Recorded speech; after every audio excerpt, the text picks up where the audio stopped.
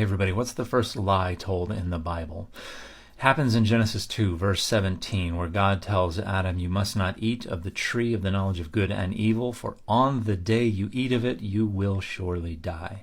And according to the text of Genesis, that just doesn't happen.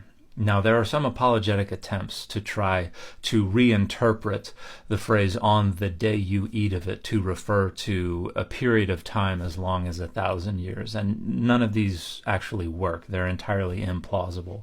One is to understand Yom according to a more figurative sense, as just any period of time, an era, an epoch. And that can be as long as 1,000 years. So that would cover Adam's death according to Genesis 5.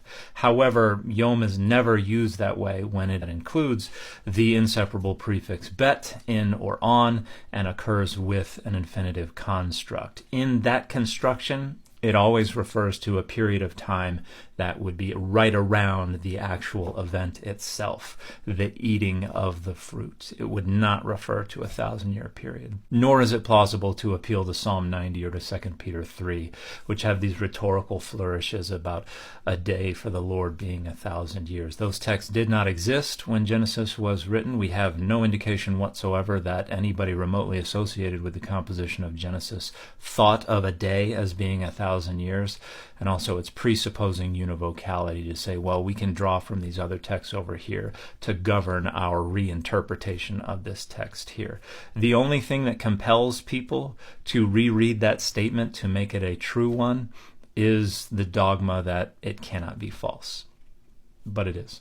Genesis 3 verses 4 and 5 are not lies. When the serpent tells Eve, "You will not surely die, but God knows that your eyes will be opened and you will become like the gods, knowing good and evil." The second part of that is verified by the text itself, by God themselves. In Genesis 3:22, God says, "Look, the human has become like one of us." Additionally, again, they did not die in the very day. Also, this is not Satan in the Garden of Eden. It is just a serpent. There is no passage anywhere in the Bible that identifies the serpent of the Garden of Eden as Satan. That identification is an extra-biblical tradition. It is something that was developed outside the Bible, and no, Revelation 12:9 is not an exception. That is a reference to Leviathan, because it refers to that ancient serpent and that dragon.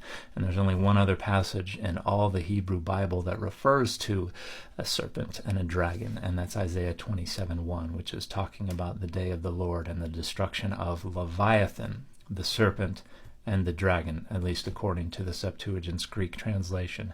If you'd like to know more about these different creation accounts, not just the one in Genesis 2, but how Leviathan is associated with another creation account in the Hebrew Bible, I'm going to be teaching an online course called The Biblical Accounts of Creation on Wednesday, September 20th from 7 to 8:30 p.m. Mountain Time. There'll be about a 1-hour presentation over Zoom, followed by about 30 minutes of a live Q&A. And everyone who registers, whether or not they attend the class live, will get access to the recording and to other class materials the next day. Registration is on a pay-what-you-like basis, so if you'd like to join us for $1, you are absolutely welcome to join us for $1. You can check out Didascaloid.com for more information and registration, and you can look in my link tree for a hyperlink if you like.